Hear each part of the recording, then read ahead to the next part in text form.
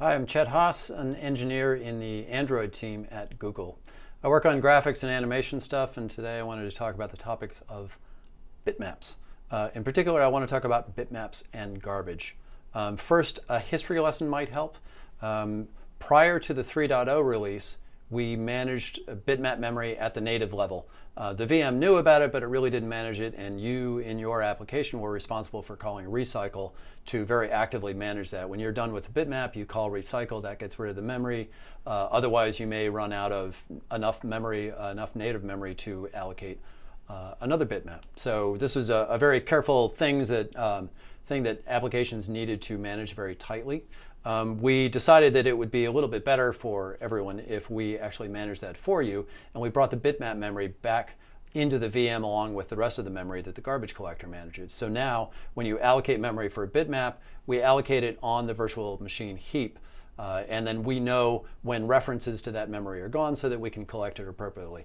In particular, when a reference to a large bitmap goes away and you want to allocate another bitmap, then we can see that, well, there's no reference to this other one there. We can collect it in order to make room for the new one that needs to come into the heap at that time. So all of this is great, except that it gets into situations where maybe the GC is going to be triggered more than it was before because you're not managing your own memory manually. Instead, we are managing that memory for you. And we manage memory by having the garbage collector kick in and collect things when it needs to. If there's not enough memory in the heap, we'll collect stuff that needs to be collected, including large bitmaps. Now, the trick to this is that large amounts of memory can be more expensive to collect, and large heaps are more expensive to collect. So if there's large pieces of memory due to bitmaps constantly churning through the system, then we're going to be collecting memory for them a lot, right? If you're constantly, like on every frame, I saw an application like this recently where on every frame of every animation, they were loading a new bitmap and getting rid of the old one. And in the old system, they would actively manage this and call recycle, and the other one would be loaded in place, and life was good. But as of 3.0, that meant that the old one was on the heap, the new one wanted to be on the heap, there wasn't enough room for the both of them, and so it needed to collect from the first one. Relatively expensive garbage collection to then load in the second one. Next frame around, same thing. Needs to collect the old one to make enough room for the new one. Now, that's a reality of dealing with memory management and garbage collectors, and it's decent enough, but there's actually a really good way that you can work around that problem. And in particular, if you're working with bitmaps that are exactly the same size, which this particular application was, then you can actually reuse bitmaps. So you can have one bitmap that everything gets loaded into along the way and save yourself some serious garbage collection and performance along the way. So let's take a look at a quick demo.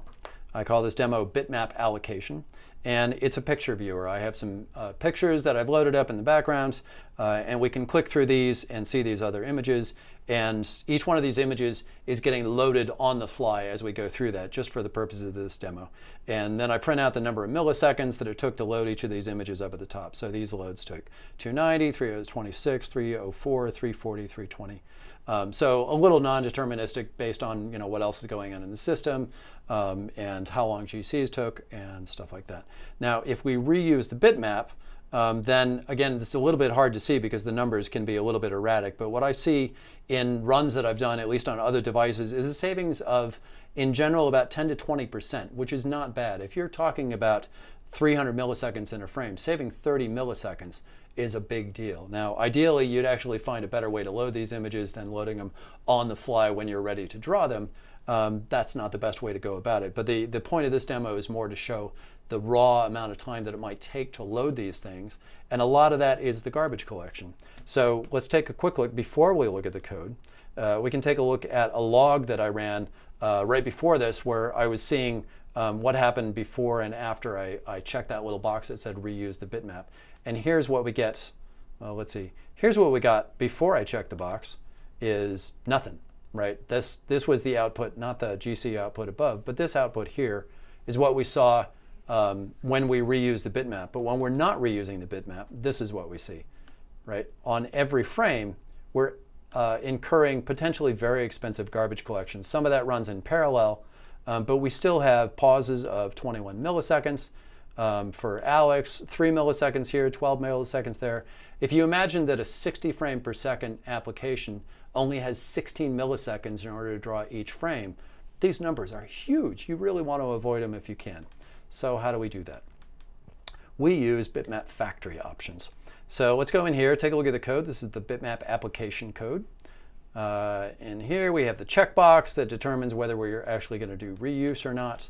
And in here we're going to create our bitmap that gets reused on the fly.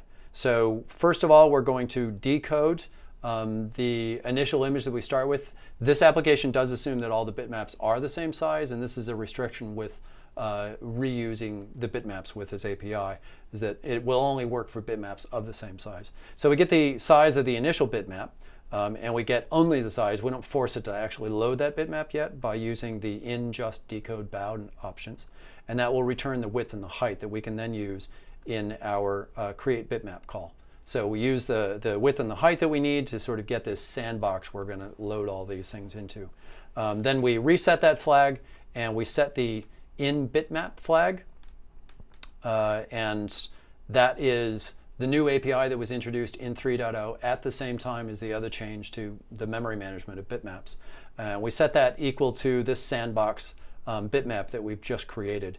And then we set the in sample size to 1. And this is a necessary and unfortunate bug that got fixed in a recent release, where if you didn't set the sample size, it wouldn't do the right thing. So you do need to set it to what would be the default option, in sample size of 1. And then we decode the resource, and away we go.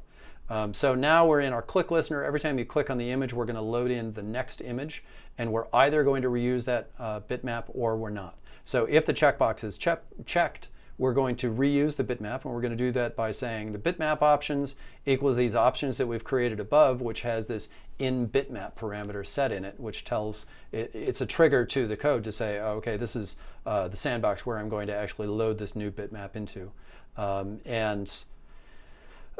So we set the in bitmap flag there, and then I was just issuing some timing because this is how I produce the times that are spit out in the UI, so we can see how long these things take.